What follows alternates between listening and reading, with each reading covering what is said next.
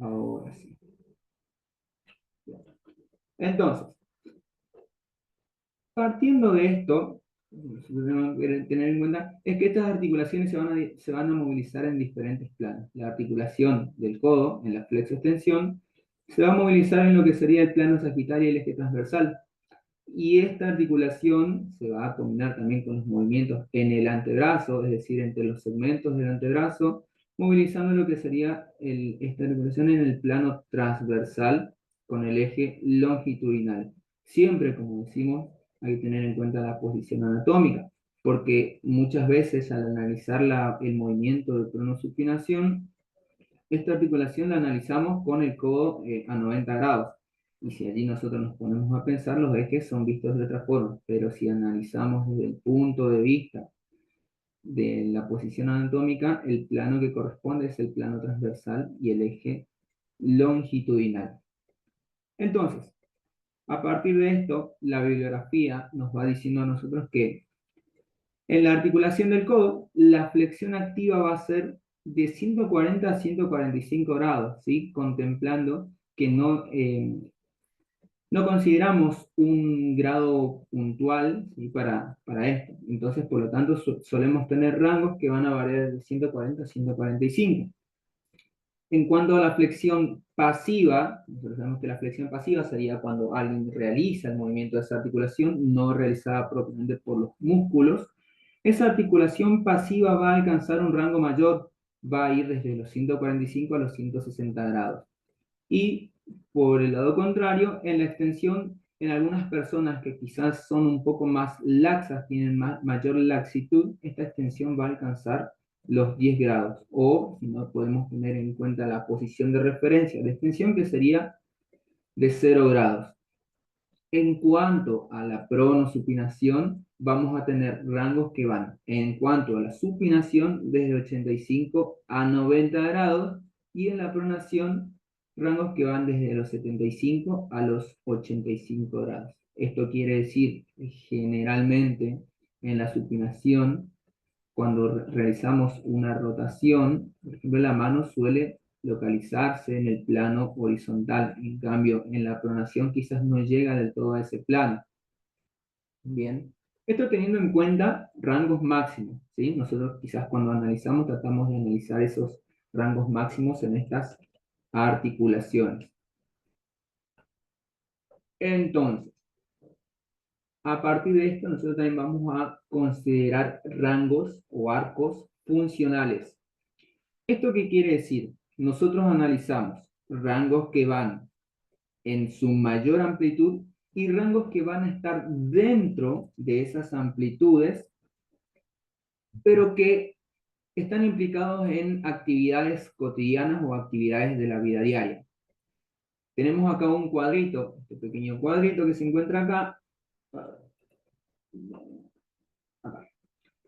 Este pequeño cuadrito que se encuentra acá, que nos da ciertos rangos articulares para diferentes tipos o actividades de la vida diaria. Como por ejemplo, acá en el teclado, si analizamos la articulación del codo desde el punto de vista de esta función, observen acá cómo esta articulación va a tener esta amplitud. Por lo tanto, esta amplitud va a estar considerada dentro de lo que serían entre los 90 y los 100 grados. Por ejemplo, acá, esta persona que está comiendo, vamos a analizar nosotros cómo se encuentra flexionado ese codo. Nosotros vemos que acá, en la utilización de un tenedor, oscila entre los 80 y los 120 grados. Por lo tanto, esos arcos para actividades funcionales van a oscilar entre los 30 y los 130 grados. ¿Ven? Generalmente no siempre están asociados a un rango máximo, por ejemplo, 145 grados. Esto suele pasar mucho porque la articulación del codo, siendo una de las más importantes para realizar actividades que implican el uso y la posición de la mano en el espacio, actúa en función o en relación con lo que sería la articulación del hombro, la cintura escapular, los movimientos de pronosupinación y los movimientos de la muñeca como los de la mano, ¿sí? Teniendo en cuenta esto, también analizamos el arco funcional de lo que sería la pronosupinación, teniendo en cuenta que la posición neutral implica 0 grados y tenemos estos ángulos que son los máximos. Los rangos funcionales oscilarían entre 50 grados de supinación y 50 grados de pronación, como también podemos ver en este cuadrito de acá. Por ejemplo, al usar un tenedor, nosotros vemos en esta parte de acá que nos dice que puede llegar a oscilar entre una supinación de 40 o 50 grados a una pronación de hasta 10 grados, dependiendo de cómo se utilice ese tenedor. Sabemos que el tenedor las personas la pueden utilizar de diferentes maneras. Lo mismo acá, lo que nos dice en el uso del teclado, bueno, el teclado está de este lado, pero en el teclado también vamos a tener pequeñas pronaciones que van a implicar rangos funcionales que no van a llegar a ser máximos. Lo mismo acá esta persona que, por ejemplo, vemos que está utilizando un peine, va a tener cierta amplitud del codo, que no es máxima, sino que es funcional, y va a tener una cierta pronación, que estas dos articulaciones también van a estar ayudadas para que esta persona pueda llegar utilizando lo que es la articulación del hombro. Bien, entonces nosotros tenemos que tener en cuenta siempre que tenemos arcos o rangos máximos, que son los máximos de una articulación, y arcos o rangos funcionales, que son los que utilizamos en las actividades de la vida diaria. ¿Se comprende? Sí, profe. Sí, profe. Bien, cualquier cosa igual me van consultando. Entonces, yendo a analizar a lo que sería la articulación del codo, vamos a iniciar por lo que sería la morfología. Al referirnos a morfología, nosotros hablamos ciertamente de lo que sería el contenido anatómico, pero esto no quiere decir que nosotros vayamos a hacer una descripción de todo lo que refiere a la anatomía, ya sea de un hueso, de un músculo o de un ligamento, sino a los aspectos generales que van a hacer que esa articulación sea analizada desde el punto de vista funcional.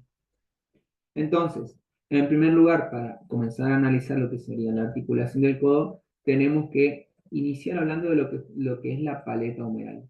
Nosotros, al hablar de paleta humeral, nos referimos a todo lo que sería el extremo inferior del húmero, que es el que va a contribuir a formar la articulación del codo por parte de ese hueso. Esta paleta humeral está aplanada de adelante hacia atrás, ¿sí? En el plano, o sea, en lo que sería de anterior a posterior, y va a tener tres características que van a ser importantes para el movimiento de la propia articulación del codo. Primero que nada, una angulación de 45 grados entre la diáfisis y la epífisis. Si nosotros analizamos esa oblicuidad que tiene el húmero en su extremo inferior, vamos a notar que este extremo se encuentra anteriorizado con respecto a lo que sería el cuerpo del hueso, ¿sí? Entonces, teniendo en cuenta eso, también vamos a analizar otra característica, que son en realidad las fosas olecraneanas y coronoides.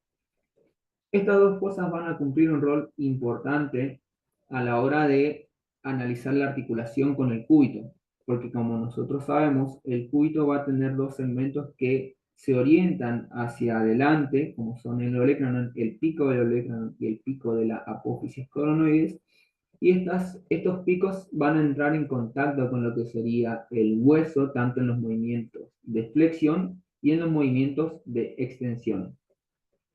Ahora, analizando estas dos particularidades. Esta angulación de 45 grados, primero que nada, a mí me permite que los huesos del antebrazo tengan una mayor posibilidad de desplazarse en sentido anterior para poder realizar la flexión y que los huesos del antebrazo se junten con la cara anterior o la parte más anterior de lo que sería el húmero. Por otra parte, si yo analizo las fosas, tengo que tener en cuenta que si el hueso no contara con esas fosas, el impacto, ya sea del pico de la apófisis coronoides o del olecranon, sucedería antes de lo esperado y por lo tanto nosotros no tendríamos un rango mayor al que o a los que conocemos, ¿sí? Por ejemplo, nosotros decíamos que la articulación del codo podía llegar de 145 grados a 160 grados en un rango pasivo. Si no tuviéramos esas pequeñas fosas, no alcanzaríamos esos rangos. Bien, además de estas implicancias, la paleta humeral tiene otra importancia fundamental. Es que al encontrarse hacia adelante y analizando los huesos del antebrazo, como son el radio y el cúbito, estos huesos también van a tener una pequeña concavidad en sentido anterior. Por lo tanto, esto hace que todo el espacio que se encuentra por delante del húmero y cuando los huesos del antebrazo alcanzan a encontrarse con esta parte anterior del húmero, acá se va a crear un espacio que va a permitir alojar a las masas musculares. Por lo tanto, esto también a mí me va a permitir que los rangos articulares puedan alcanzar los números que nosotros ya conocemos. Y otra característica es la estructura que tiene en forma de horquilla. Nosotros vemos acá en estas imágenes que cuando analizamos el borde anterior del húmero, a medida que va desplazándose hacia abajo, esto se bifurca de modo que simularía ser una especie de horquilla que se va hacia ambos lados, donde en los extremos de esa horquilla va a atravesar una pequeña varilla que simularía lo que sería el eje. Este eje vendría a ser el eje transversal, que coincide justamente con el plano sagital por donde se realizan los movimientos de flexo-extensión, que es lo que observamos acá y que generalmente se le atribuye que atraviesa por la parte central de lo que sería la tróclea y por la parte central de lo que sería también la parte del capítulo del húmero. Bien, entonces, si nosotros analizamos esta horquilla que tiene a ambos extremos y este eje, las superficies articulares del húmero, del extremo inferior del húmero, quedarían suspendidas, sujetas a esa varilla o a ese eje. Bien, entonces acá es cuando nosotros hacemos el siguiente análisis, donde vemos que esa horquilla que formó, que se fue formada hacia ambos extremos, va a contener por el lado del húmero esta pequeña estructura que se encuentra acá, que vendría a ser la tróclea, ¿sí? La tróclea humeral. Y esta tróclea es la que se va a articular, como dijimos, con el cúbito. El cúbito, a su vez, también va a tener una orientación de 45 grados con respecto a la horizontal, que coincide justamente con los 45 grados que tiene el húmero, ¿sí? Por lo tanto, esto nos va a permitir a nosotros entender cómo funciona o cuál es el mecanismo de polea que tiene esta estructura, porque nosotros sabemos que cuando hablamos de una tróclea en las superficies articulares, rápidamente lo relacionamos con una polea, ¿sí? Que es lo que nosotros vamos a estar observando acá. Entonces, acá es donde surge el siguiente interrogante: ¿cómo nosotros trasladamos esa polea a esta articulación? ¿Sí? Nosotros, a la hora de estudiar, ya sea una polea, nosotros decimos que siempre que es una rueda acanalada por donde va a atravesar una cuerda. ¿Qué es lo que se ve acá? Esta rueda acanalada y la cuerda atravesando. Ahora nosotros tenemos que trasladar esa polea a esta tróclea humeral, ¿sí? ¿Cómo la vamos a hacer? Teniendo en cuenta esto. Esta polea está vista desde una vista anterior, ¿sí? Por lo tanto, si nosotros teníamos una rueda acanalada, la rueda va a estar acá, en la polea. Tenemos a las vertientes de la tróclea y el canal sería todo esto, ¿sí? Todo esto que está acá vendría a estar representando el canal de esa polea y por allí, como dice la teoría, debería discurrir la cuerda, que sería esta cuerda. Ahora, ¿cómo yo lo traslado a la tróclea? De esta forma. Esta sería mi polea y por lo tanto la cuerda, en realidad, que generalmente decimos que es una cuerda flexible, en este caso estaría representado por la escotadura del cúbito. Esta vendría a ser mi cuerda que va a estar generalmente articulándose de esta forma. Y ahora vamos a ver cuál es la importancia de saber cómo funciona esa polea y cómo está conformada. Entonces, si nosotros queremos trasladarla acá, también tenemos a la polea ubicada acá en lo que sería el húmero. Y por la parte del radio también vamos a tener a lo que sería la superficie del capítulo y lo que sería la cabeza del radio. Algo a tener muy en cuenta, muy importante, es que la descripción nos dice a nosotros que el capítulo del húmero es un segmento de esfera, pero que es como si estaría cortado si se hubiera seccionado y solamente habría quedado la parte de adelante. Por lo tanto, el radio solamente entra en contacto con la parte más inferior y anterior del capítulo. Entonces nosotros tenemos que tener en cuenta que hacia la parte posterior no cuenta con no cuenta con una superficie articular. Es lo mismo que podemos observar en este sector. Esto sería la parte más posterior, y esto sería la parte más anterior. Por lo tanto, vemos cómo el capítulo solamente está revestido por su parte anterior, que es lo que nos va a condicionar a nosotros en los movimientos que realiza el radio en flexo-extensión. Bien. ¿Dudas hasta acá?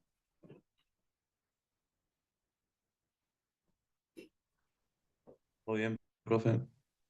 Bien. Avanzamos entonces. Disculpa, Sí. ¿qué dijiste al final? ¿Puede ser que el radio no hace extensión completa? Se me cortó. Perdón.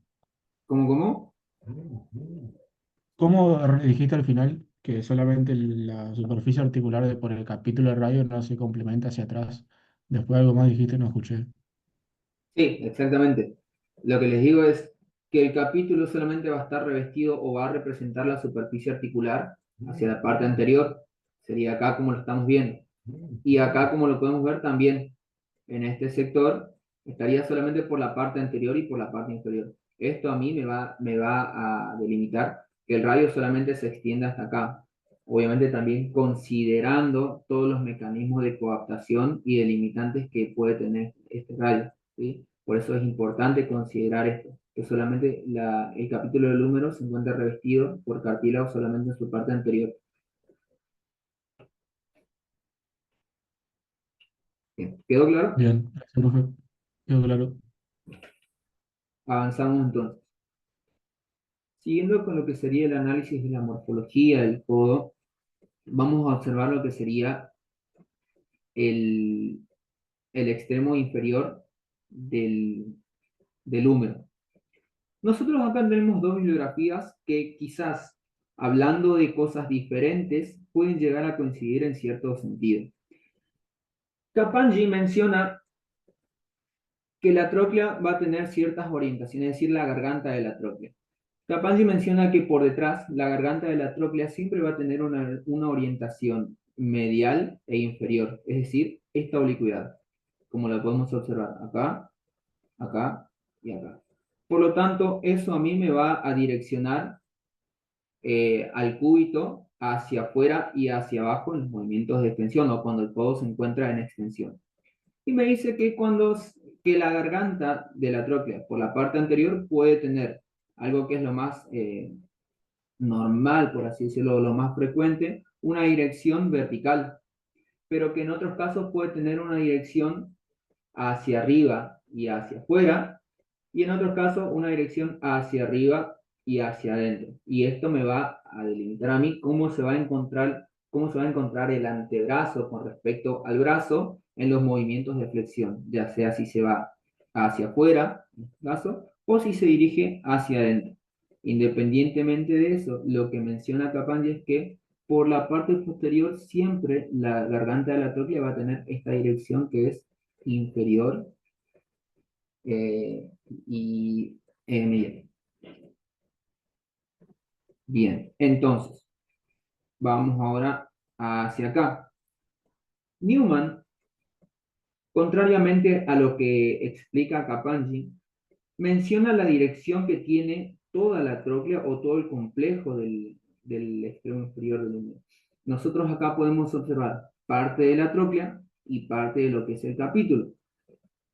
Newman menciona que estos dos segmentos o estas dos superficies articulares pueden tener direcciones oblicuas o formar ángulos con respecto a la horizontal. Por ejemplo, acá nosotros vemos esta línea que se encuentra acá atravesando la articulación que nos va a delimitar un valgo fisiológico del codo que no es tan acentuado. Por otra parte, acá podemos observar esta oblicuidad que tienen las dos superficies articulares, que nos va a delimitar un valgo un poco más acentuado. Y por otra parte nos menciona acá que podemos ver que quizás estas dos superficies articulares están más horizontalizadas, por lo tanto el valgo no va a estar tan acentuado. Entonces, ¿a qué le atribuye Newman el valgo fisiológico del codo? Es a la orientación de las dos superficies articulares del extremo inferior del húmero. Y Capanggi lo atribuye a lo que serían las gargantas de esta superficie articular. Ahora, el dilema está en cómo nosotros lo analizamos. Esto simplemente va a conformar lo que sería el valgo fisiológico. Y no necesariamente quiere decir que porque sean teorías o análisis diferentes, no vaya a hacer que uno sea verdadero y el otro no. Porque existen estudios que coinciden, serían el análisis del valgo fisiológico y de la morfología de la articulación del codo, donde coinciden en que estas dos explicaciones pueden tener relaciones entre sí mismas. Por lo tanto, ambas son válidas, ¿sí? Tanto la de Capanggi como la de Newman. Entonces, teniendo en cuenta todas estas consideraciones morfológicas, acá es donde nosotros vamos a pasar a lo que sería el análisis del movimiento. Y para pasar al análisis del movimiento de esta articulación, nosotros tenemos que ir analizando justamente aquellos elementos o aquellas estructuras que nos van a permitir a nosotros realizar esos movimientos.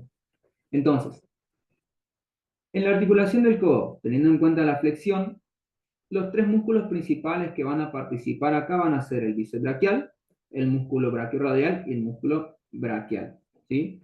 Muchos autores le atribuyen alguna importancia por ahí quizás más preponderante al bíceps braquial, otros le atribuyen más al braquial y quizás no tanto, la mayoría no coinciden que sea tanto el brachiorradial, pero la discusión generalmente siempre está en si es el braquial o si es el bíceps braquial. Entonces nosotros vamos a ir analizando a todos estos músculos para tratar de ver qué importancia tiene cada uno en los movimientos del codo. Sabemos que el bíceps braquial produce mayores niveles electromiográficos en flexión y en supinación, y relativamente bajos en pronación. Esto se debe a ciertas cosas, principalmente al momento interno. Nosotros sabemos que el momento interno va a ser la distancia entre lo que sería el eje de rotación de un elemento, ¿sí? Y la distancia con la perpendicular a ese eje. ¿Qué quiere decir esto? Que yo, para conocer el momento interno del bíceps, yo tengo que saber primero en qué articulación va a actuar, que en este caso estamos hablando del codo, y después analizar la distancia perpendicular. La distancia perpendicular me dice a mí que es la distancia que queda justamente, valga la redundancia, perpendicular a la dirección que va a tener el eje con la línea de fuerza del músculo. Un ejemplo, por así decirlo, sería si nosotros tenemos en este sector el eje de rotación y tenemos al bíceps en esta dirección, esta sería mi línea de fuerza. Por lo tanto, yo tengo que analizar esa línea de fuerza cuando se encuentra perpendicular al eje de rotación. Por lo tanto, este sería mi brazo de momento. ¿Bien? Bien, todas estas cosas de todos modos ya las fuimos viendo en lo que fueron las clases de física. Pero ¿qué dice? El momento interno, donde el bíceps va a presentar mayor eficacia, se encuentra aproximadamente a los 100 grados, ¿sí? Esto, hablando justamente solo del momento interno en la actuación de este músculo. ¿Qué es lo que podemos ver acá? En este cuadro nosotros analizamos el brazo del momento interno y cuando analizamos la fuerza o contracción del bíceps, aproximadamente cuando llega a los 100 grados es cuando presenta su mayor momento de eficacia. Ahora, teniendo en cuenta la descomposición de las fuerzas, la mayor eficacia del bíceps va a ocurrir entre los 80 y 90 grados. Esto se explica porque cuando nosotros analizamos y descomponemos la fuerza del bíceps, llega un punto hacia este rango donde el componente de rotación, el componente rotacional, se va a confundir con la línea de dirección o con la fuerza, la dirección de fuerza del músculo. Por lo tanto, allí es donde este músculo va a tener su mayor eficacia a la hora de contraerse. Generalmente no varían mucho porque están cerca de los 90 grados, por lo tanto es acá donde este músculo verdaderamente representa su mayor fuerza.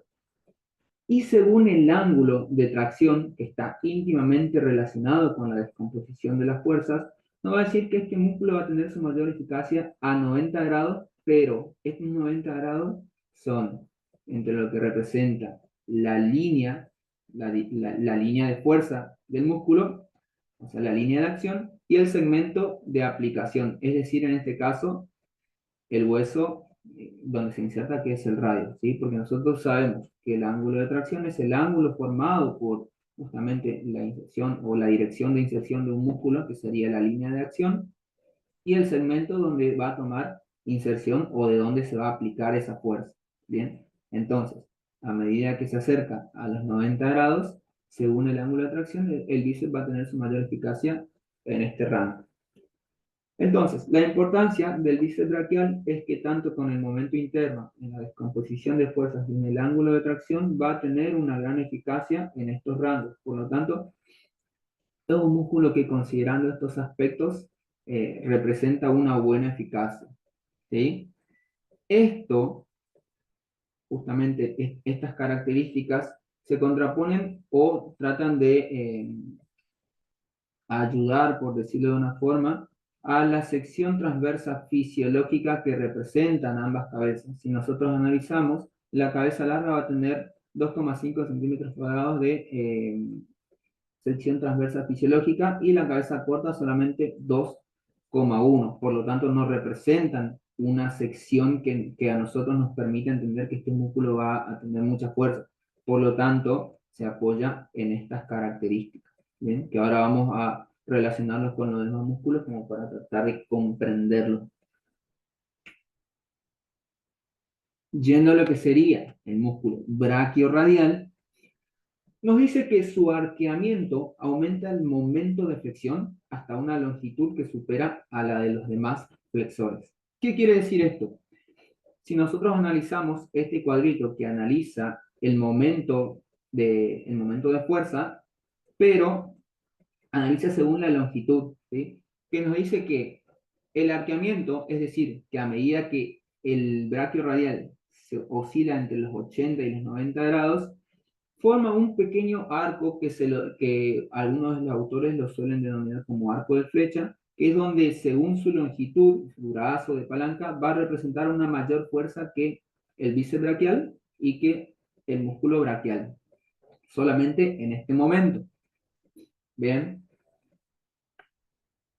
Eso también nos hace referencia a nosotros que el momento interno, o sea, acá hablando ya no de la longitud, sino de la distancia del brazo del momento interno, va a tener su mayor eficacia a los 100 grados, similar a lo que pasaba con el bíceps braquial. Esta es una imagen donde el codo se encuentra a 100 grados. Y la bibliografía nos dice que a los 100 grados, los tres músculos que son encargados de flexionar al codo, según el brazo de momento interno, es donde van a tener su mayor eficacia. ¿Sí? Y en cuanto a la descomposición de las fuerzas, nos dice que la mayor eficacia del braquio radial se va a encontrar entre los 100 y los 110 grados. ¿Sí? Esto haciendo referencia a que cuando nosotros llegamos a descomponer a este músculo, su fuerza o su línea de acción no llega a confundirse o no llega a acercarse tanto con el componente de rotación como sí lo hace el bíceps braquial.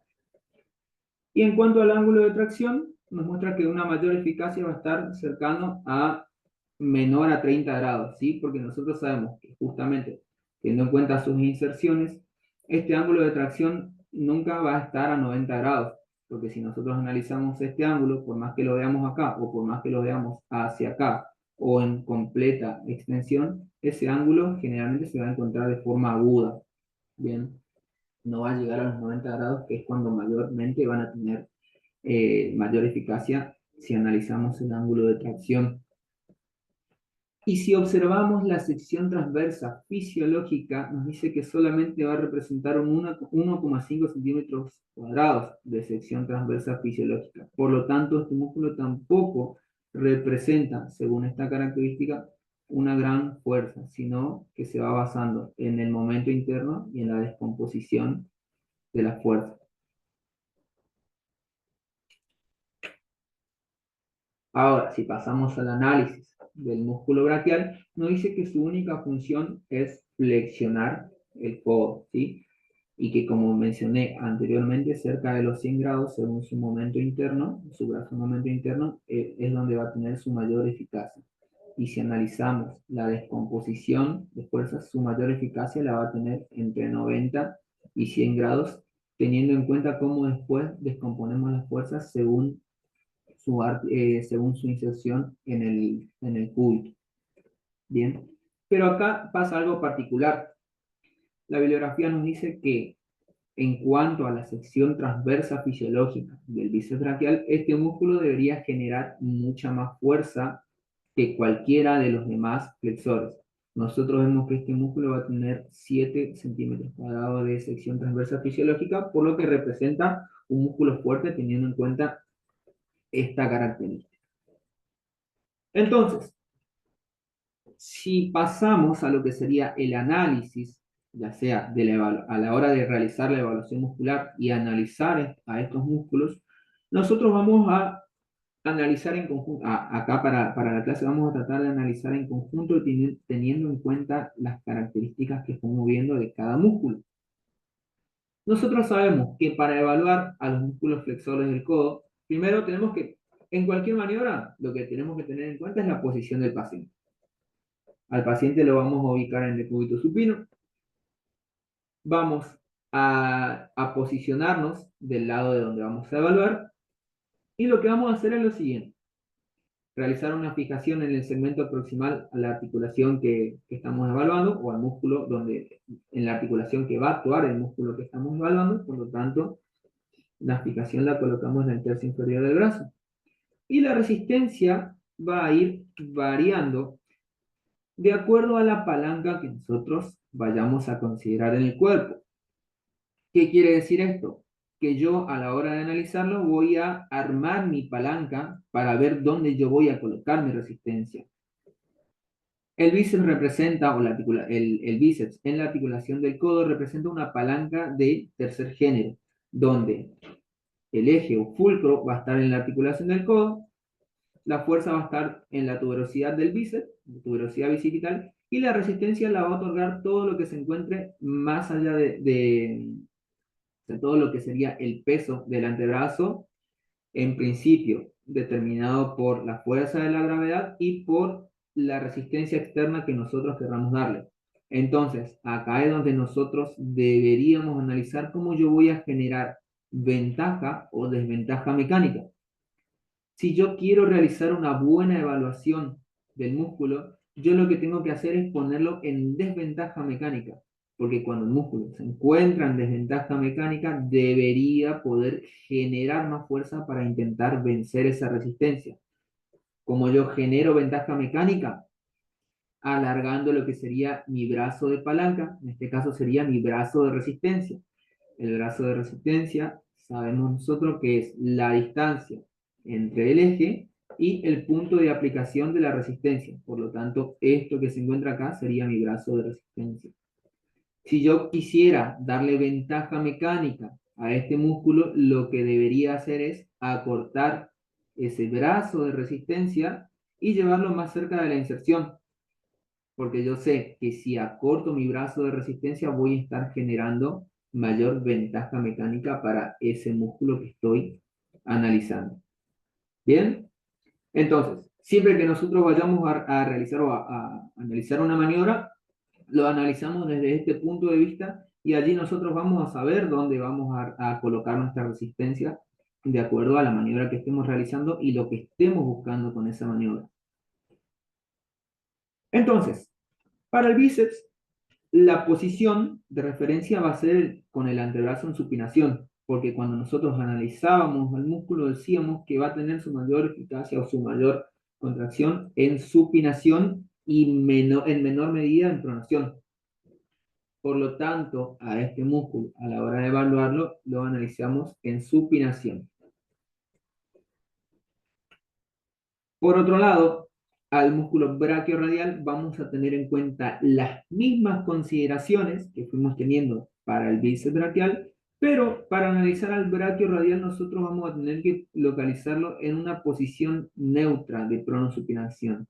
Y acá es donde nosotros mencionábamos que este músculo va a generar en ciertos rangos, entre los 80 y 90 grados, algo que se denomina arco de flecha, que es donde va a estar mayormente tenso y de acuerdo al brazo de momento, según su longitud, va a generar mucha más fuerza que el bíceps y que el músculo braquial. Por eso este músculo lo analizamos en posición neutra. ¿Okay? Y si analizamos al músculo braquial, nosotros lo que sabemos es que este músculo va a ser el único, de los dos músculos que se encuentran, va a ser el único que es monoarticular, ¿sí? Por lo tanto, va a generar una mayor fuerza y teniendo en cuenta su sección transversa, este músculo va a ser, de por sí mismo, va a ser fuerte. Pero nosotros lo que hacemos es quitarle un poco de ventaja a lo que sería en posición neutra al braquial y en posición de supino al músculo bíceps braquial. Entonces, para separarlos de esos dos, lo analizamos en posición de pronación. Entonces, hasta allí tenemos a los tres músculos y el análisis de cómo realizamos una maniobra. ¿Dónde vamos a palpar a estos músculos? Al bíceps lo vamos a palpar a su vientre muscular sobre la cara anterior del brazo. Y acá donde nosotros estaríamos palpando, esto sería la masa muscular del bíceps. Y acá, en este sector, donde se menciona el número 2, estaría la cabeza larga, es decir, el vientre muscular de la cabeza larga. Donde está acá referenciado el 1, estaría la cabeza corta dirigiéndose hacia este sector a insertarse en la apófisis coracoides. Y este musculito que se ve acá, que sería el número 3, vendría a ser el coracobraquial, con el cual no hay que confundir a la hora de palpar la cabeza corta. ¿Bien? Acá se encuentran bien diferenciados. Ahora, para palpar al músculo braquial, lo que nosotros hacemos es, acá, si nosotros vemos esta maniobra, observamos acá el bíceps braquial. Si nosotros palpamos bien en la parte interna en este sector, acá estaríamos viendo, por ejemplo, cómo se dirige en este sector el tendón de la cabeza, el tendón del músculo braquial. Sí, es decir, que el braquial lo vamos a palpar en la parte más interna del brazo, porque allí es donde vamos a sentir la contracción, porque es un músculo que se encuentra profundo a los vientres musculares del bíceps.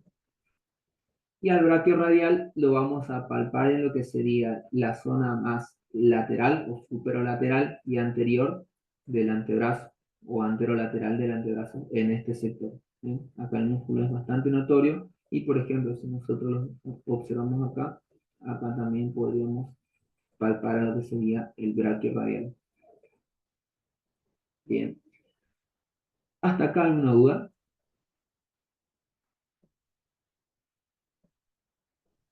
Todo bien. Bueno, avanzamos entonces. Vamos a lo que sería la extensión, ¿sí? A la hora de hablar de la extensión, sabemos que la extensión es el movimiento que dirige hacia la posición de referencia, que puede llegar a tener, como dijimos, unos grados más eh, de hiperextensión dependiendo de la persona. Uno de los músculos principales que va a realizar esta acción es el músculo tríceps braquial, pero que en conjunto con el anconio producen esta extensión del codo, ¿sí? Y esta extensión muchas veces nos menciona a nosotros que puede combinarse con la flexión del hombro. Esto tiene su explicación y ahora lo vamos a ver. Primero que nada vamos a analizar lo que sería el momento interno del músculo tríceps braquial. Nos dice que el momento interno, es decir, que cuando el brazo de momento interno se encuentra lo más lejano o alejado o tiene una mayor distancia respecto de la línea de aplicación o la línea de fuerza, va a tener su mayor eficacia en los grados cercanos a los 20 o 30 grados. ¿Sí?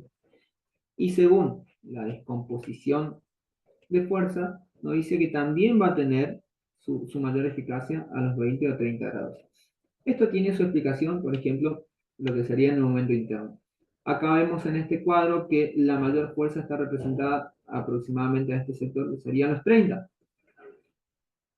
Esto nos quiere decir a nosotros una cosa, que si nosotros analizamos a la articulación del codo en un rango de 90 grados, vemos cómo la línea de acción del tríceps, esta línea de acción de aplicación de la fuerza que se encuentra acá, y la distancia entre el eje rotacional genera este brazo de momento interno, que no es tan amplio como sí lo es en este sector, y esto se genera por la disposición que presenta el olecranon. El olecranon, al dirigirse un poco más hacia la extensión, por toda su amplitud, genera que este músculo, es decir, que la línea de fuerza con respecto al eje rotacional, genere un brazo de momento más amplio que nos va a permitir que se genere mayor fuerza. Por lo tanto, esa mayor fuerza se va a generar cercana a los 20 o 30 grados, como menciona acá en el cuadrito.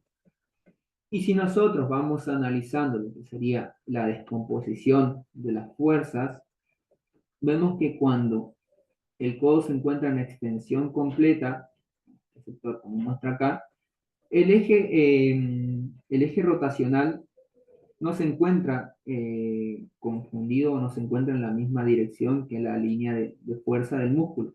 Lo que sí pasa cuando la articulación del codo está a 20 o 30 grados, que el componente rotacional sí llega a confundirse con la verdadera fuerza o línea de acción del músculo tríceps braquial. Por eso también se dice que según la descomposición de fuerzas, la mayor eficacia va a oscilar entre los 20 y 30 grados. En este caso, tanto el brazo de momento interno como la descomposición de fuerza suelen coincidir. Bien. Y según el ángulo de tracción, va a tener su mayor eficacia a 90 grados entre la línea de acción y el segmento de aplicación. Nos preguntamos quizás, ¿cómo es esto? Porque, por ejemplo, cuando nosotros observamos acá, según el segmento de aplicación o lo que nosotros analizamos como el brazo de momento, analizamos a este músculo, a la línea de acción del músculo y analizamos a la dirección, esta dirección que tiene el olecranon, ¿sí? Por lo tanto, cuando lo analizamos acá, se genera un ángulo de 90 grados entre lo que sería esa dirección del olecranon y la dirección de la fuerza del tríceps. Y si analizamos la sección transversa, vamos a ver que la cabeza larga presenta una sección transversa de 6,7, la medial 6,1 y la cabeza lateral 6. Por lo tanto, presentan una sección transversa capaz de realizar buena fuerza. A diferencia de lo que sería el anconio, que es un músculo pequeño de no mucha extensión y que presenta una sección transversa fisiológica de 2,5. Por lo tanto, el músculo anconio generalmente va a tener su mayor acción como estabilizador de la articulación del codo en los movimientos de extensión o también cuando el codo realiza flexión y necesita estabilizarse por medio de los músculos extensores. Ahí es donde el anconio va a tener su mayor importancia. Bien. Ahora, como dijimos, el tríceps braquial también actúa, o la extensión del tríceps braquial suele combinarse con la flexión del hombro. Esta extensión del hombro nos va a decir a nosotros que cuando nosotros, vamos a ver, acá, si nosotros vamos analizando la flexión del hombro, sabemos que el húmero al dirigirse hacia adelante, este segmento de acá, vamos a observar nosotros esta distancia y cuando el húmero se dirige hacia adelante, esta distancia aumenta. Por lo tanto, realmente lo que se va a aumentar es la tensión de lo que sería el músculo. Esta tensión nos va a hablar a nosotros de lo que sería, o acá la podemos relacionar con lo que es el gráfico de la relación longitud-tensión. ¿Bien?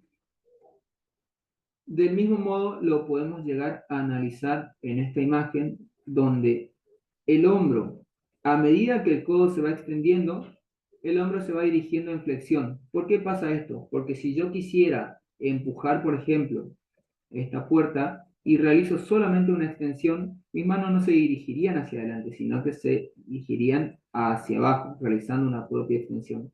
Entonces, nosotros sabemos que la relación longitud-tensión va a estar representada por una longitud, por una tensión activa y una tensión pasiva. La tensión activa nos dice que a medida que los filamentos de actina y miosina están en determinadas posiciones, vamos a tener una buena contracción, pero que a medida que estos filamentos comienzan a separarse demasiado o a juntarse demasiado, van a perder fuerza. Por lo tanto, en estas posiciones cuando tienen mayor fuerza de contracción. Esto es contrarrestado por lo que sería la tensión pasiva. A medida que el músculo se va, que los filamentos se van, de alguna forma decirlo, se van desalineando o desacomodando, la tensión pasiva es la que ayuda a mantener esa capacidad de contracción. Por lo tanto, a medida que, en este caso, la extensión se va limitando por lo que sería la longitud activa o la tensión activa, el hombro comienza a pasar a flexión para ir generando esa tensión pasiva, de modo que el movimiento se vaya dando en todo el rango articular, a medida que va realizando el movimiento. Y por otra parte, en esta imagen, como vemos acá, como dijimos, la distancia entre la articulación donde se está realizando y la articulación del codo va a ir aumentando a medida que el hombro se dirige en flexión. Esto, con una leve flexión de hombro, también hace que el músculo se tiende a decir que se tense mayormente, y acá es donde va a aparecer mayormente la fuerza de la polea. Es decir, que si yo lo pongo mayormente tenso al músculo, la polea va a actuar de una mejor forma, y ya que el músculo está tenso, produce una mayor fuerza, teniendo en cuenta lo que nosotros conocemos como la ley de Weber, ¿sí? Bien, ¿hasta acá alguna duda? Si no, continuamos. Entonces, pasando a lo que sería la evaluación muscular y el análisis, tratamos de seguir los mismos parámetros: posición del paciente, posición del kinesiólogo y la solicitud del movimiento. En este caso, al paciente lo vamos a ubicar como está en la imagen en decúbito prono, ¿sí? Con el hombro en abducción y el antebrazo por fuera de la camilla. Nosotros vamos a fijar cercano al segmento que estamos evaluando. Por lo tanto, fijamos en la cara, en lo que sería el tercio distal del brazo. Y como nosotros queremos conseguir primero una tensión del músculo, vamos a comenzar desde el movimiento contrario, que sería una flexión. Y allí nosotros vamos nuevamente a aplicar lo que sería nuestra palanca. Vamos a tener el fulcro o eje en la articulación del codo. La fuerza va a estar representada en el olecranon, en la inserción del tríceps, y la resistencia, ya sea dada por la gravedad o por la resistencia externa que se le puede aplicar, ya sea con una mano o con cualquier elemento que nosotros consideremos. Pero acá pasa lo mismo, ¿sí? Acá entra en juego lo que sería la ventaja mecánica. Si yo quiero que mi músculo actúe con mayor fuerza, voy a ponerlo en desventaja mecánica. Por lo tanto, voy a alargar el brazo de palanca, el brazo de resistencia, resistiendo desde la parte más distal del antebrazo. Y si por ahí mi músculo no es capaz de realizar tanta fuerza, lo que voy a hacer es acortar ese brazo de palanca, dándole un poco de ventaja mecánica para que pueda vencer a la resistencia. Entonces, una vez que realizamos la acción, vamos a analizar dónde vamos a realizar esa palpación. Esta imagen que ven acá está representada acá en forma de dibujo. Por lo tanto, yo puedo ver la cabeza lateral acá. No- muy importante no confundirla con la parte del deltoides que se encuentra acá, que sería esto de acá. Esto sería el músculo deltoides. Acá observamos la cabeza lateral. Esto que se encuentra acá sería la cabeza larga, por lo tanto la observamos acá, en este sector. Y la cabeza medial, como ven acá en la flechita, está un poco más escondida, está bien hacia la parte medial en este sector. Para eso vamos a esta imagen. Observamos la cabeza lateral, cabeza larga y cabeza medial del tríceps. Bien, eso sería tratando de analizar y evaluar al músculo tríceps. Como sabemos, el anconio participa poco, por lo tanto, al músculo que más vamos a evaluar es el tríceps. Y teniendo en cuenta todo lo que fuimos evaluando, ya sea la parte de la morfología y las acciones musculares, vamos a tener o vamos a evaluar cómo esta articulación se encuentra estable, coaptada y también va a generar limitaciones, ¿sí?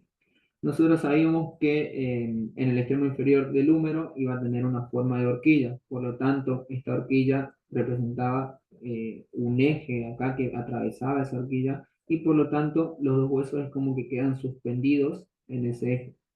Entonces, si nosotros tenemos una fuerza que actúa en sentido inferior, es decir, una fuerza de tracción, quienes van a impedir que estos segmentos se desplacen en sentido inferior van a ser los ligamentos, ¿sí? Tanto los ligamentos colaterales como los anteriores y posteriores.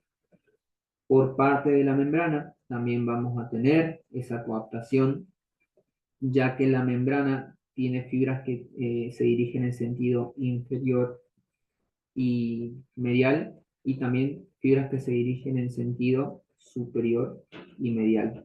Bien, por lo tanto, estas fibras con los movimientos de tracción también se van a tensar, dándole estabilidad y coaptación a todo lo que es el antebrazo y a la articulación del codo. Y los huesos también van a actuar como coaptantes y estabilizantes debido a la forma que tiene el pico del olecranon y el pico de la apófisis coronoides que se encastran sobre sus fosas. ¿Bien? Por lo tanto, estos también van a presentar un factor de estabilidad y coaptación. Y como vimos también, los músculos actuando de una forma simétrica van a presentar también cierta coaptación y estabilidad a la hora de realizar los movimientos, siempre y cuando estén contraídos.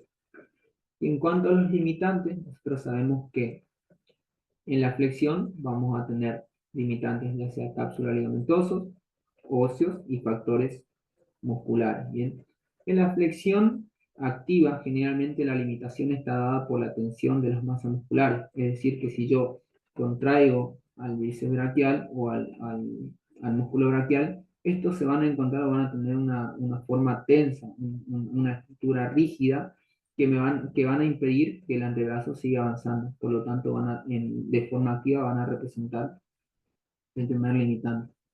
Y por ahí quiero analizar de forma pasiva la flexión del codo. Lo que vamos, en primer lugar, los limitantes ya no van a estar dados por las masas, ya que al no estar contraídas, estas van a tener una consistencia más blanda y por lo tanto se pueden llegar a aplastar de alguna forma. Entonces, en este caso, uno de los limitantes que van a aparecer serían el tope de la apófisis coronoides con el fondo de la fosa coronoide. También van a actuar los factores cápsulo-ligamentosos que se encuentran en la parte posterior y la tensión de los músculos posteriores.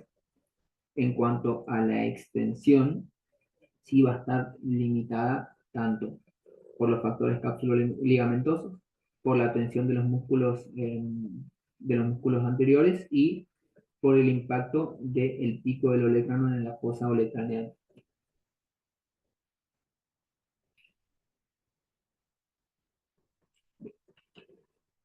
¿Cómo venimos?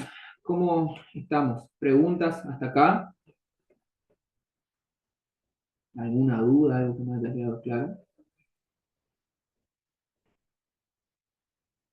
Por ahí si alguien habló en el chat no estoy viendo, así que me avisan, ¿sí? No, no estoy viendo. ¿Alguna duda? No, profe. Bueno, vamos avanzando entonces. Fuimos desarrollando lo que es codo, que quizás era lo más extenso. Y ahora lo que vamos a hacer es tratar de analizar lo que sería el antebrazo, ¿sí? Para analizar los movimientos de pronosupinación. Según la morfología, lo que nosotros tenemos que tener en cuenta son las formas que van a presentar ambos huesos, ¿sí? Nosotros sabemos que esta articulación se va a movilizar eh, en base a lo que son las articulaciones radiocubitales proximal y radiocubital distal, y que también se va a producir con movimientos de rotación sobre lo que sería la cabeza o la fosita de la cabeza del radio con el capítulo del húmero. Bien, entonces, como nosotros habíamos mencionado anteriormente, una característica muy importante en cuanto a la morfología es la concavidad hacia la parte anterior que tienen los huesos del antebrazo, en este caso el cúbito. Como podemos observar esta concavidad, acá tenemos una vista de perfil, y el radio, que también presenta una concavidad en sentido anterior. Esto va a representar dos cosas importantes. Una, que es que nos va a permitir que cuando el radio avance sobre el cúbito, al enfrentarse estas dos caras que son cóncavas, van a generar también un espacio que va a permitir alojar a las masas musculares que se encuentran en el compartimento anterior. Y yendo a un análisis quizás un poco más minucioso, si nosotros no tuviéramos esas masas musculares y quisiéramos realizar un movimiento de traslación del radio sobre el cúbito y no tuviéramos esa concavidad, el movimiento estaría limitado en primer momento por el impacto entre ambos huesos. Por lo tanto, esta concavidad representa un aspecto importantísimo para los movimientos de pronosupinación. Entonces, para comenzar a hablar sobre lo que sería la pronosupinación, acá es importante que nosotros comprendamos que en un primer momento según el autor, en este caso Carpentier, trata de relacionar a todo lo que sería el antebrazo y compararlo con un marco, pero que a medida que va describiendo a este marco lo va modificando. Por lo tanto, en primer lugar, Carpentier menciona que el antebrazo haría referencia a un marco que estaría representado en este caso, y que este marco estaría cortado o estaría atravesado por un eje como una bisagra, que esta bisagra va a tener un sentido inferior y medial, ¿sí? Estaría acá. Este eje va a permitir, como nosotros vemos acá, que la parte más lateral se posicione enfrente a la parte medial. En este caso estaría representada la parte lateral por el radio y la parte medial por el cúbito. Bien. Ahora, esto sería como está en esta imagen. Tenemos el marco y tenemos lo que sería, o lo denominan charnela, ¿sí? El marco, la charnela y el marco. Si nosotros vamos a analizar esto, no tendría cierta correspondencia porque tenemos que tener en cuenta el cúbito, el valgo del antebrazo, el valgo del codo. Por lo tanto, esta charnela o este marco debería verse más de esta forma. Es decir, que si nosotros vemos esta oblicuidad, está representando el, el valgo del cúbito. Por lo tanto, acá tenemos el antebrazo hacia afuera. Y en este caso, esta charnela, que en un principio tenía una dirección oblicua, queda con una dirección más que nada vertical. Por lo tanto, el radio atravesaría de esta forma, hacia la parte más anterior del cúbito. Bien, entonces, Capani también menciona más adelante que este eje suele sufrir muchas modificaciones teniendo en cuenta el rodamiento de la cabeza del radio, cómo se describen los extremos, ya sea del radio o el cúbito, o cómo estos extremos van a movilizarse y cómo este eje va a ir desplazándose. Por lo tanto, esta charnela, que en un principio la estamos viendo de esta forma, después se va modificando. Por lo tanto, lo que nosotros vamos a analizar, a grandes rasgos, para quizás no perdernos en el análisis del eje del antebrazo, es el eje visto de esta forma. Newman al eje lo menciona como que el eje de la pronosupinación se extiende oblicuamente sobre el antebrazo desde la cabeza del radio hasta la cabeza del cúbito. Bien, por lo tanto, esta va a ser la oblicuidad y este eje va a ser evolutivo. Es decir, que a medida que va avanzando y dependiendo de la posición del codo, este eje puede ir modificándose. Y nos menciona que está orientado aproximadamente en paralelo a la mayor parte de la banda central de la membrana enterosa. Nosotros sabemos que la membrana central de la membrana interósea va a tener una dirección oblicua inferior y medial. Por lo tanto, este eje en ciertos puntos de movimiento va a coincidir aproximadamente o variar en ciertos grados, entre 10 y 12 grados, con respecto a la dirección de esta banda central. Entonces, lo que nosotros vamos a hacer es quedarnos con el eje de pronosupinación, diciendo que se extiende de forma oblicua desde la cabeza del radio hasta la cabeza del cúbito. ¿Se comprende? Sí, profe. Bien, espectacular. Por lo tanto, si nosotros vamos a ir a analizar cómo se realizan estos movimientos, teniendo en cuenta las estructuras internas que movilizan a estos dos segmentos, vamos a comenzar analizando la supinación. Nosotros dijimos que el movimiento de supinación lo que contemplaba era que ambos huesos se van a encontrar paralelos, ¿sí? En una posición, podríamos decirlo, posición anatómica.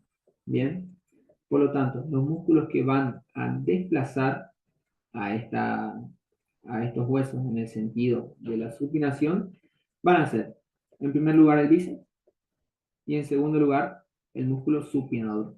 Pero también vamos a tener otros músculos que tienen una dirección similar a estos músculos que también van a actuar como supinadores, pero en menor medida. Bien, por lo tanto, vamos a analizar.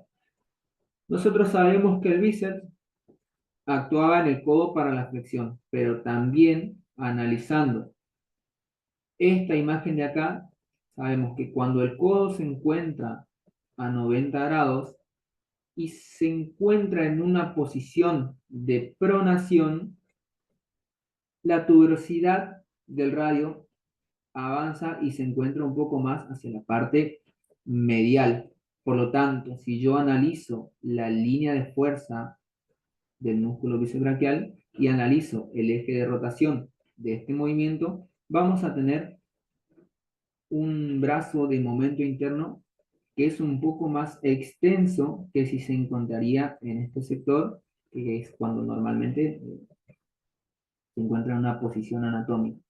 Por lo tanto, este brazo de momento a mí me va a permitir saber que el músculo que quizás tiene mayor preponderancia en la supinación es el músculo bíceps pero que también es ayudado por el músculo supinador. Si nosotros vemos y comprendemos cómo es la dirección del músculo supinador y las inserciones que tiene, el músculo supinador se va a extender desde lo que sería el epicóndilo lateral, teniendo una dirección un poco más inferior y medial, y cuando el antebrazo se encuentra en una pronación, es decir, el radio atravesando lo que sería el cúbito, va a traccionar desde allí, tratando de girar el antebrazo, como lo explica en esta imagen el autor, que en este caso es Capandi.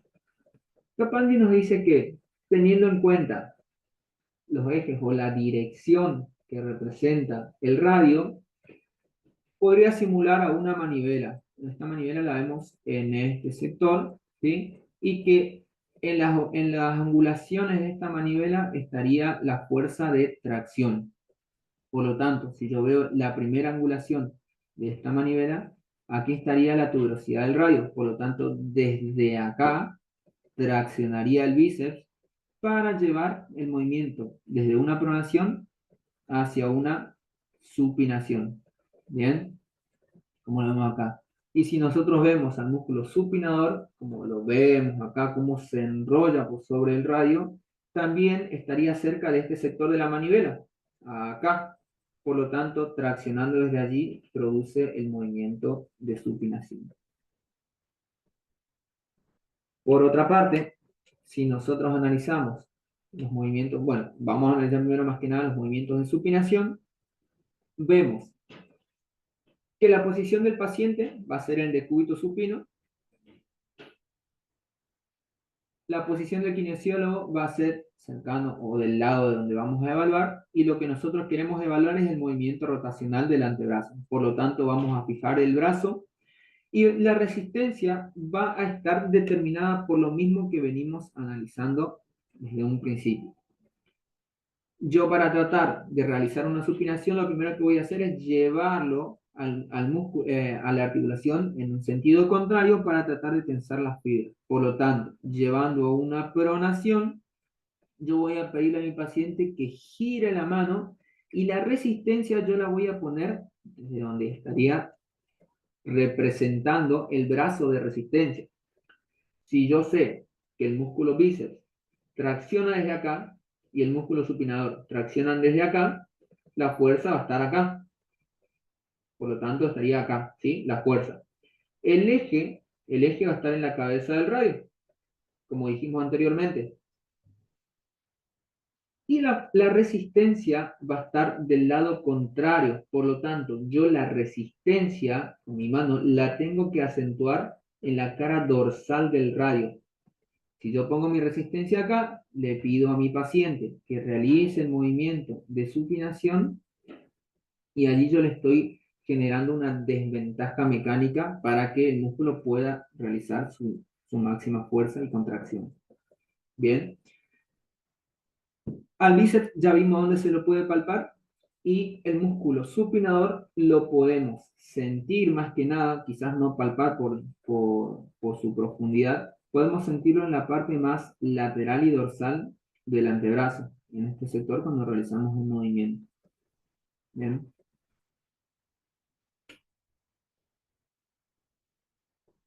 Si vamos al análisis de los músculos pronadores o al movimiento de la pronación, nosotros sabemos que el movimiento de la pronación, teniendo en cuenta el eje que mencionamos, es cuando el radio atraviesa por la cara anterior del cúbito y se dirige para posicionarse anterior a él.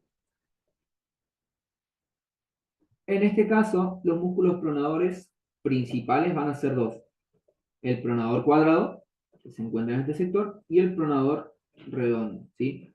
Quizás el más importante de estos músculos vendría a estar representado por el pronador cuadrado, que si hacemos el mismo análisis que hicimos con el bíceps, vemos cómo se encuentra en este sector y cómo es su línea de fuerza. Sabemos que se extiende desde la parte más inferior del radio hacia la parte más inferior del cúbito, o viceversa.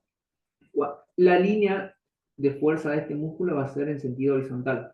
Por lo tanto, es quien me va a estar generando un mayor momento interno. Por lo tanto, el más importante de los músculos de la pronación vendría a estar representado por el músculo pronador cuadrado. Y en menor medida vendría a estar representado por el pronador redondo. Pero si nosotros vamos al análisis de la manivela, como dijimos, en la segunda angulación es donde va a estar traccionando el músculo de la pronación, que en este caso sería el pronador redondo, que, como nosotros sabemos, se extiende desde el epicóndilo medial hacia la cara lateral del radio, en este sector. Bien, por lo tanto, al traccionar desde allí, produce que el radio pase por la cara anterior del cúbito, produciendo el movimiento de pronación con respecto al eje que fuimos mencionando, que puede ser evolutivo. Bien. Y para realizar las maniobras, la evaluación y el análisis de este músculo, hacemos el análisis inverso. La posición del paciente va a ser en decúbito supino. Vamos a colocarlo con el codo flexionado. En este caso, si nosotros queremos analizar la pronación, vamos a comenzar con el antebrazo desde una supinación. Y si hacemos el mismo análisis para buscar darle una desventaja mecánica al músculo para que produzca una mayor fuerza, la resistencia la vamos a colocar en la cara palmar o anterior del radio para que cuando intente girar, esta resistencia sea una buena resistencia para la contracción del músculo. Por lo tanto, mi eje o fulcro estaría en el eje que mencionamos como la cabeza del radio y la cabeza del cúbito, ¿sí? Oblicuo acá. La fuerza estaría representada por el pronador cuadrado en este sector y por el pronador redondo en este sector. Y la resistencia la vamos a colocar nosotros, como dijimos, en la cara anterior de lo que sería el radio, ¿bien? Por lo tanto, ahí está formada nuestra palanca para que nosotros, si queremos darle mayor ventaja mecánica, acortamos el brazo, o si queremos darle desventaja mecánica, alargamos el brazo. ¿Qué es lo importante? Que nosotros a la hora de evaluar siempre busquemos que el músculo se encuentre en una desventaja mecánica para que sea capaz de contraerse de una mejor manera.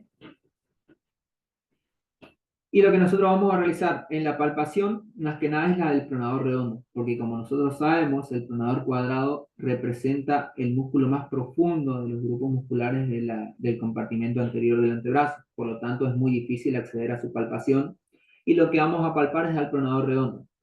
Si nosotros analizamos la dirección que tiene, como dijimos, se extiende desde el epicóndilo medial hasta la cara lateral del radio, va a tener una dirección corta, ¿sí? No va a ser mucha.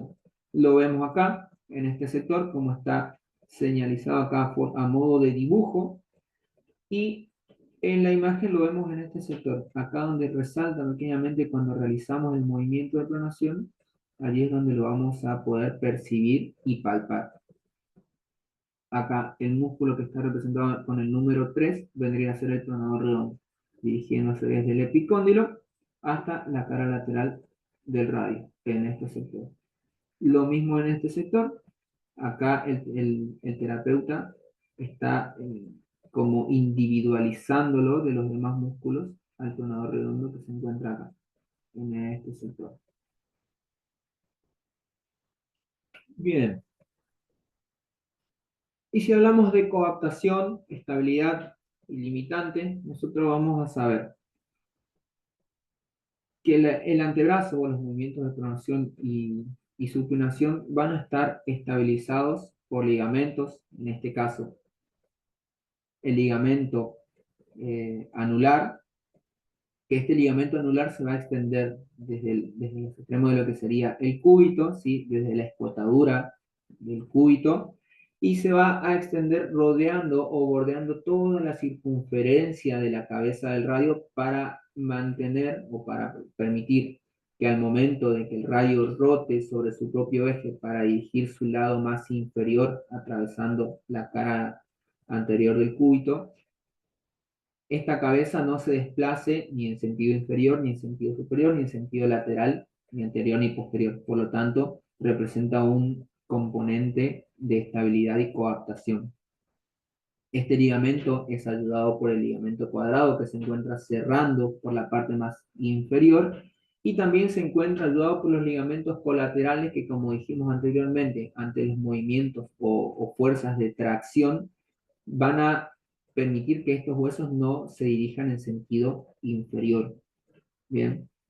Y en la parte más inferior vamos a tener la implicancia de el ligamento triangular, ¿sí? O muchas veces denominado como disco, ¿sí? Este ligamento triangular va a dirigirse desde la parte más inferior del extremo inferior del radio hasta la unión entre la cabeza, la parte más inferior de la cabeza y la apófisis estiloides del cúbito, ¿sí? Va a tener una forma triangular, de ahí su nombre, ligamento triangular, y este ligamento en posición neutra es donde se va a encontrar mayormente tenso, ¿sí? En posición neutra acá lo vemos cómo se encuentra tenso, y si nosotros analizamos el movimiento de supinación, sabemos que la parte más posterior del ligamento se va a encontrar distendida. Y si analizamos el movimiento de pronación, sabemos que la parte más anterior se va a encontrar distendida. Por lo tanto, la posición en la que realmente se va a encontrar estable si analizamos a este ligamento, el antebrazo es en la posición neutra. Bien. También lo que me va a dar a mí estabilidad y coaptación es la membrana interósea. Como nosotros sabemos, va a tener fibras que se dirigen en sentido inferior y medial y en sentido superior y medial, dirigiéndose desde el radio al cúbito. Por lo tanto, ya sean los movimientos de tracción como en los movimientos de compresión, esta membrana va a permitir que esas fibras con esa dirección se tensen de alguna forma para brindarle estabilidad al antebrazo. Y también vamos a tener una tensión por parte de los músculos que se insertan en la membrana, que justamente al producir esa contracción y estar insertos, ya sea en la parte anterior o posterior de la membrana, producen que esta membrana también tenga una pequeña tensión. ¿Bien? Por lo tanto, si nosotros analizamos un músculo que se inserta en la parte anterior de la membrana y se tensa, permite que los dos huesos del antebrazo de alguna forma se acerquen un poco más, tratando de darle mayor estabilidad y coaptación entre las superficies articulares en la parte superior y en la parte inferior. Bien, y por parte de los limitantes, más que nada, como dijimos, en los movimientos de pronación,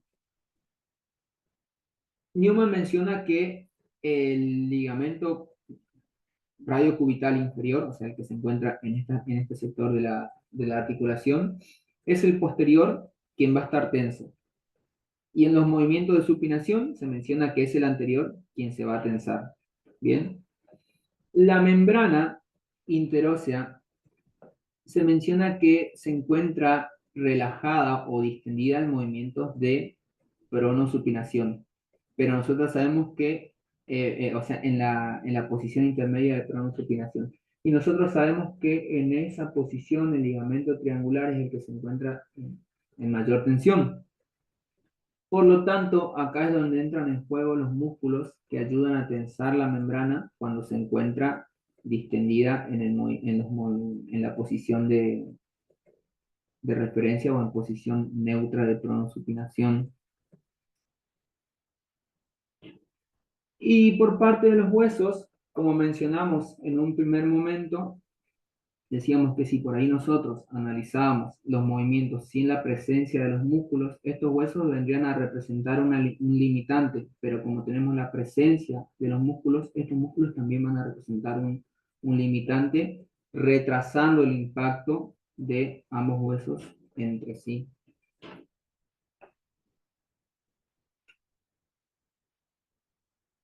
Bien, y para ir finalizando, vamos a tratar de ver lo que serían las palpaciones, que más que nada lo vamos a dejar para la parte práctica.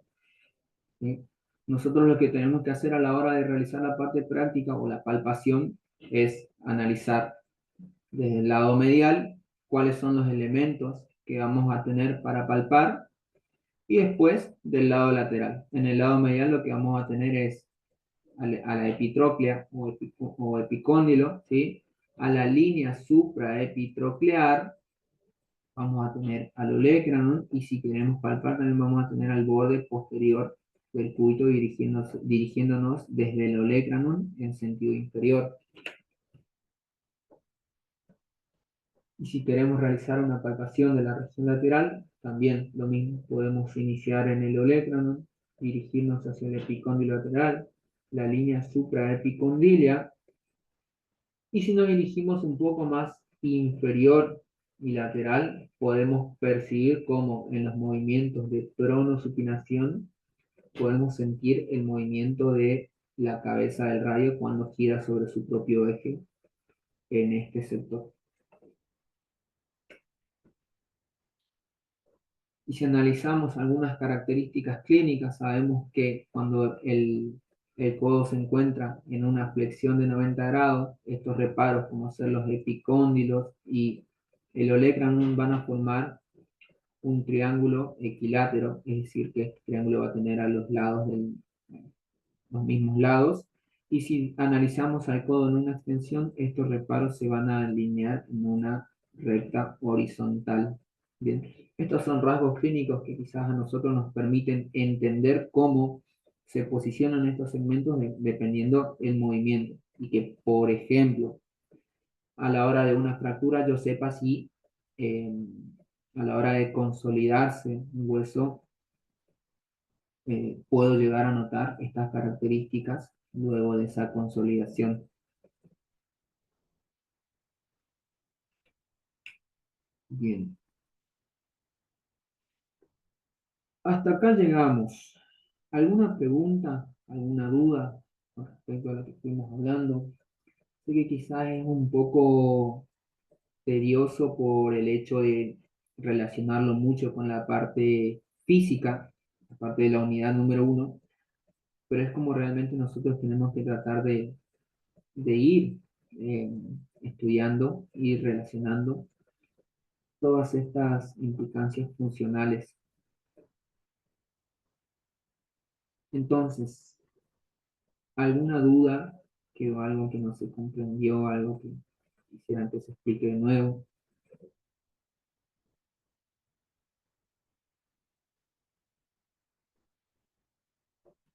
¿Nada? Muy bien, profe. No, profe. Bueno, genial entonces. Si no hay más dudas, esta sería la bibliografía que fuimos utilizando para toda esta presentación, para toda la clase, ¿sí? O sea, tenemos la bibliografía de Newman, Capandi, Kendall para las maniobras, Tixey, Hoppenfield para las palpaciones, y los dos artículos en donde habla que el valgo fisiológico del codo puede estar asociado a las dos descripciones de los autores. Bien, si no tenemos más dudas, llegamos hasta acá y nos vemos mañana en el práctico para realizar lo que son las maniobras de palpación y las maniobras que fuimos analizándolas acá, pero que también me gustaría que las puedan analizar mañana del modo en que las explicamos acá. ¿Sí? Bueno, chicos, si no hay más, estamos por hoy. Son libres. Bueno, Hasta luego, Pero, profe, profe. gracias. Hasta luego, profe. No, profe. profe, nos vemos mañana. Profe, buenas tardes. No, no, profe.